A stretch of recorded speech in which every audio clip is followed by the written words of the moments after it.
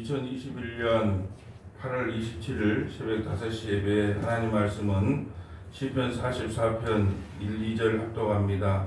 하나님이여 주께서 우리 조상들의 날 곧 옛날에 행하신 일을 그들이 우리에게 일러주매 우리가 우리 길을 들었나이다. 주께서 주의 손으로 무 백성을 내쫓으시고 우리 조상들을 이 땅에 뿌리박게 하시며 주께서 다른 민족들은 고달프게 하시고 우리 조상들은 번성하게 하셨나이다. 아멘. 할렐루야. 이 새벽에 나오신 여러분을 환영하고 사랑하고 축복합니다. 오늘 저녁 7시에는 금요 성경 공부가 있는 날입니다. 저녁 7시에 오늘은 기도가 무엇인지 첫 번째 시간으로 다니엘의 기도를 살펴보면서 왜 하나님께서는 바로 기도 응답을 하셨는데 그 기도가 오랫동안 막혔는지, 그래서 우리가 어떠한 기도의 자세를 가져야 될 건지 오늘 기도에 대해서 첫 번째 시간을 갖도록 하겠습니다. 오늘 시편 44편의 주제는 22절인데요. 우리가 종일 주를 위하여 죽임을 당하게 되며 도살당한 양같이 여김을 받았나이다. 우리가 종일 주를 위하여 죽임을 당하게 되며 도살당한 양같이 여김을 받았다라고 합니다. 여러분, 시편 44편을 해석하기가 참으로 어렵습니다. 왜냐하면 시편 44편은 고라자손의 마스길이라고 되어 있는데, 마스길이라고 하는 것은 교훈이란 뜻이죠. 교훈. 그런데 어떠한 교훈도 얻을 수가 없어요. 왜냐하면 시편 44편을 세 부분으로 나눌 수 있는데요. 1절부터 3절까지는 그 고라자손이 자기 조상들에게 들었던 이야기를 가지고 설명을 하는 겁니다. 1절부터 3절까지는 이 고라자손이 자기 조상들이 있었을 거 아니에요. 자기 조상들에게 하나님은 이런 분이고 우리를 어떻게 인도하셨다는 이야기를 하는 것이 1절부터 3절이고, 4절부터 8절까지는 우리를 구원해 달라고 그렇게 간절히 기도합니다. 우리를 구원해 주세요. 그렇게 간절히 기도해요. 그런데 세 번째 부분은 9절부터 26절인데 그렇게 간절히 기도를 한다 할지라도 기도 응답은 셀로간에 고난만 주어진다는 거죠.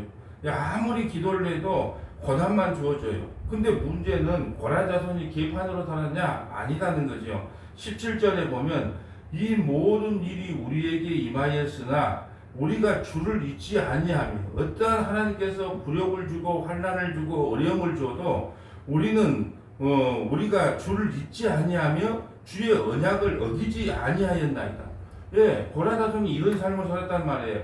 하나님께서 기도 응답을 안 해주고 고난과 환난과 수치를 아무리 당하게 해도 고라자손은 흔들리지 아니하고 이 모든 일이 우리에게 임하였으나 우리가 주를 잊지 아니하며 주의 언약을 어기지 아니하였나이다. 그런데 왜 우리를 기도 응답도 안 들어주고, 왜 우리 소원도 안 들어주고 우리가 고난과 환난에서 건져주지 않느냐는 거예요.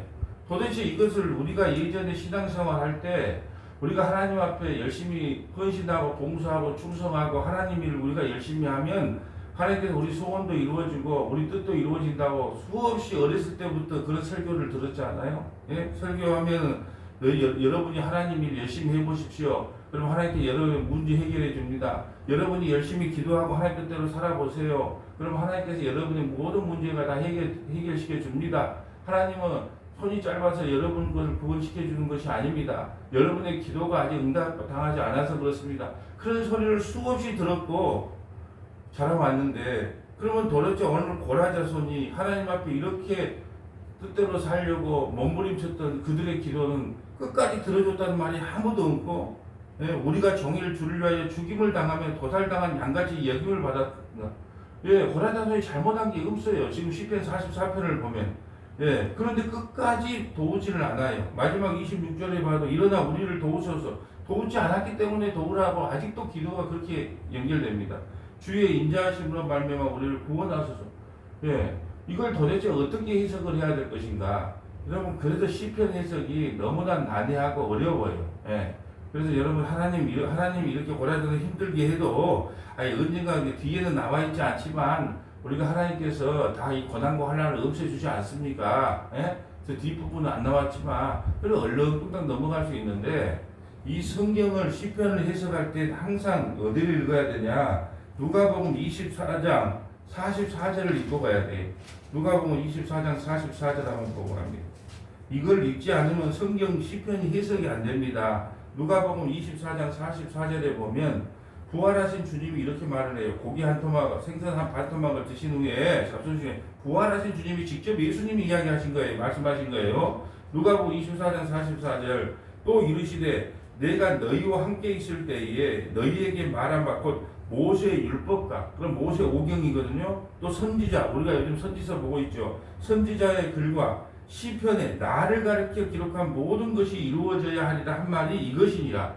그러니까 시편이 지금 우리가 보고 있는 시편이 꼭 누구에 대한 이야기다? 예수님에 대한 이야기다. 그러니까 저는 시편을 해석할 때 새벽마다 시편 해석할 때 쉬운 해석이 아니에요. 이게 뭐 이렇게 문자적으로 해석하면 복 있는 사람은 악인들의 길을 따르지 않기 때문에 우리가 복 있는 사람이 되기 위해서는 악인들의 길을 따르지 않아야 됩니다. 이거 누가 해석 못합니까? 그런데 그것에 예수님이 나타나지가 않잖아요. 그래서 성경이 해석이 어려운 겁니다. 그런데 선지서의 글이나 시편에 다 예수님 이야기라고 예수님이 부활하신 후에 직접 말씀하셨고요. 45절 이에 그들의 마음을 열어 성경을 깨닫게 하시고 하나님께서 마음을 열어줘야 시편이 뭘로 보인다? 예수 그리스도로 보인다는 거예요. 마음이 안 열어지면 문자나 율법이나 우리가 지켜야 될 대목으로만 보인다는 거죠. 이게 조금 이따 살펴보겠지만 이 시편을 잘못 해석하면 권선징악, 인가율, 이렇게 권선징악, 인가율로 설명할 수밖에 없게 되어 있다는 거죠. 자, 46절 또 이르시되 이같이 그리스도께서 고난을 받고 제3일에 죽은 자 가운데서 살아날 것과 또 그의 이름으로 죄사함을 받게 하는 회개가 예루살렘부터 시작하여 모든 족속에게 전파될 것이 기록되었으되 성경을 펴면 다 예수 그리스도와 십자가의 죽으심과 부활을 전해야 된다는 거죠. 온 세상에.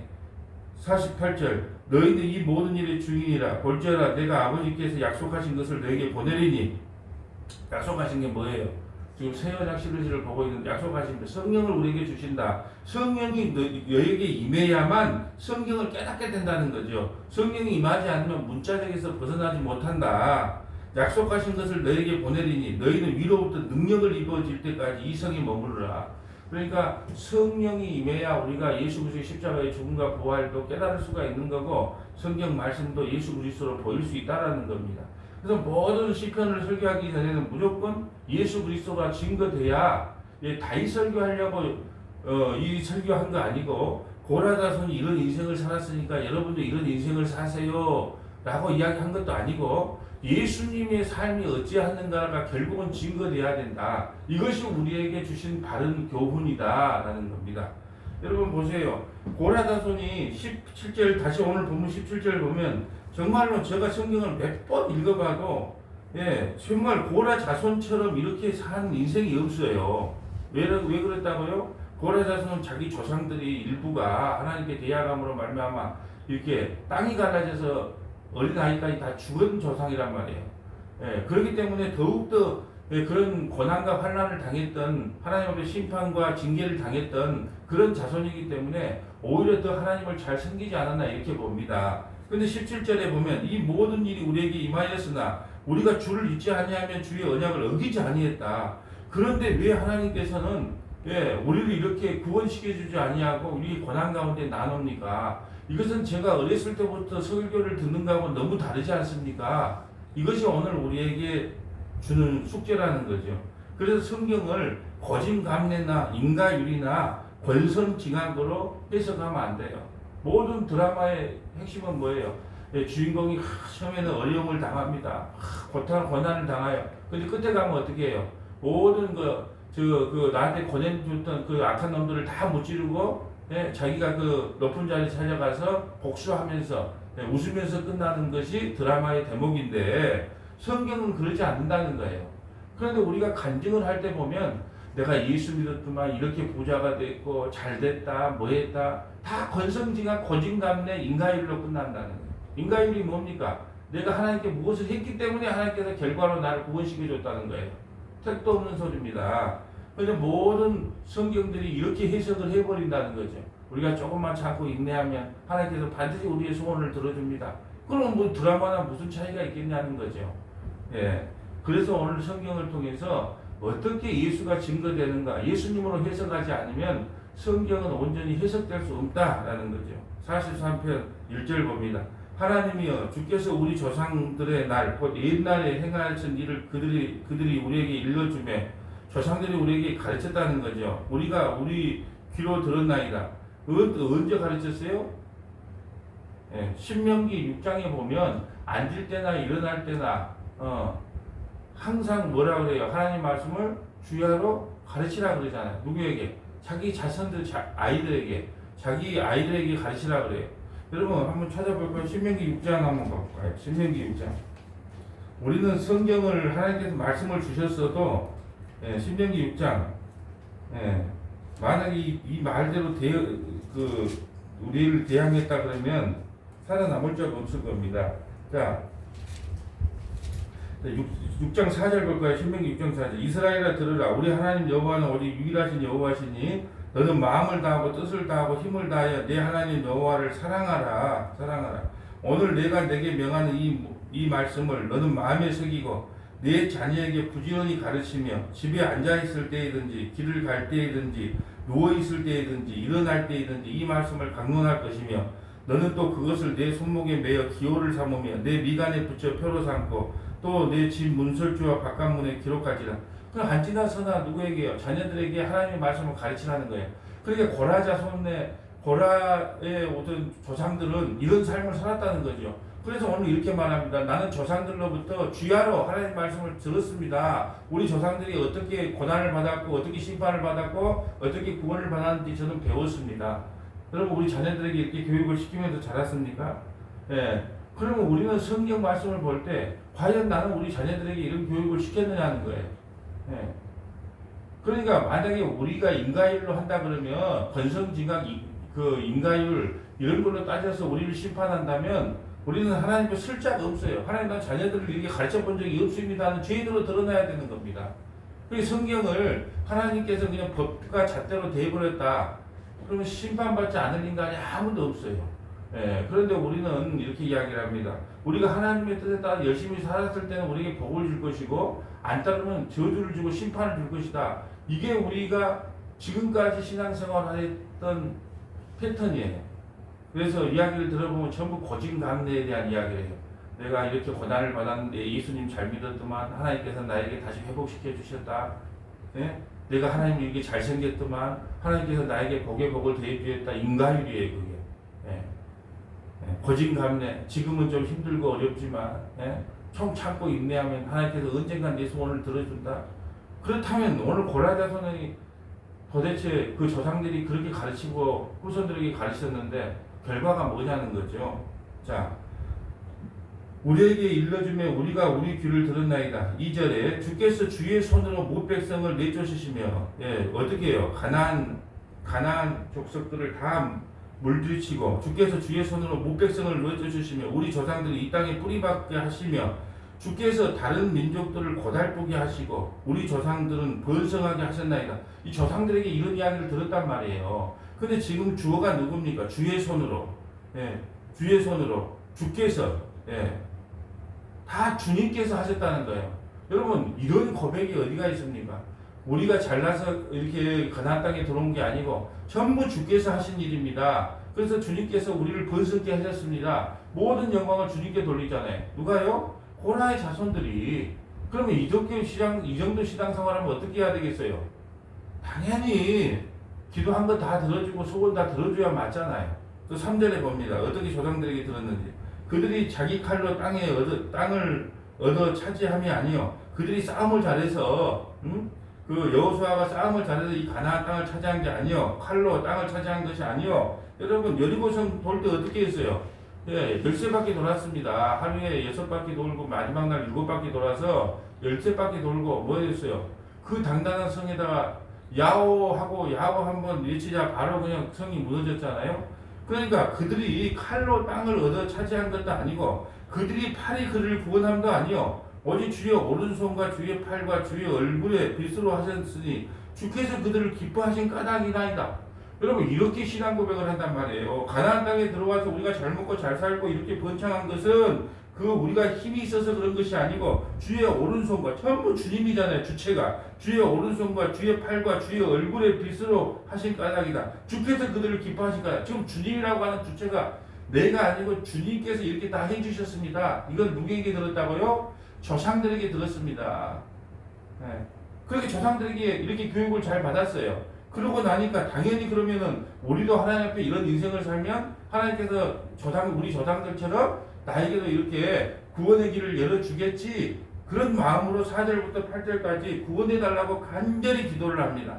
4절 봅니다. 하나님이여 주는 나의 왕이시니 야곱에게 구원을 베푸소서. 우리가 주를 의지하여 우리 대적을 누르고 우리를 치러 일어나는 자를 주의 이름으로 밟으리이다. 예, 이게 하나님이여 주는 나의 왕입니다. 하나님 나의 왕이라고 말씀합니다.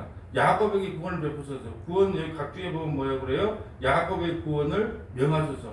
야곱에게 임했던 그 구원을 우리에게 임하게 해달라고 기도해요. 우리가 주를 의지하여 우리 대적을 누르고 우리를 치러 일어나는 자를 주의 이름으로 밟으리이다. 나는 내 활을 의지하지 아니할 것이라. 이렇게 고백합니다. 우리 조상들이 칼로 그 가나안 땅을 정복한 것이 아니기 때문에 나는 내 활을 의지하지 않겠다는 거예요. 내 힘, 내 허벅지, 내 능력, 내 지식, 내 인맥 그거 의지하지 않겠다는 거예요. 사람 의지하지 않겠다는 겁니다. 나는 내 활을 의지하지 아니할 것이라. 내 칼이 나를 구원하지 못한다. 여러분 이렇게 여리고성을 무너뜨릴 때도 그렇고 수많은 전쟁터에서도 우리가 가나안 땅에 들어갈 때 여호수아서를 통해서 배웠죠. 중부전쟁을 한 다음에 북부전쟁, 남부전쟁을 통해서 온 그 가나안 족속을 다 물리칠 때 그들의 힘으로 한 것이 아니고 하나님께서 칼과 창으로 한 것이 아니고 하나님의 능력으로 했다는 거죠. 이렇게 고백을 하는 겁니다. 고라 자손이. 나는 내 활을 의지하지 아니할 것이라. 내 칼이 나를 구원하지 못한다. 온전한 하나님을 의지하는 그 고백이에요. 지금 계속 이걸 듣고 뭔 생각이 드세요? 이 정도 하나님을 의지하고 했으면 하나님께서 당연히 구원해 줘야 되지 않느냐? 그런데 26절 마지막에 우리를 도우소서 주의 인자하심으로 말미암아 우리를 구원하소서. 네. 이 외침으로 끝난다는 거죠. 이 정도 기도하고 이 정도 하나님 뜻대로 살았으면 당연히 들어줘야 되는데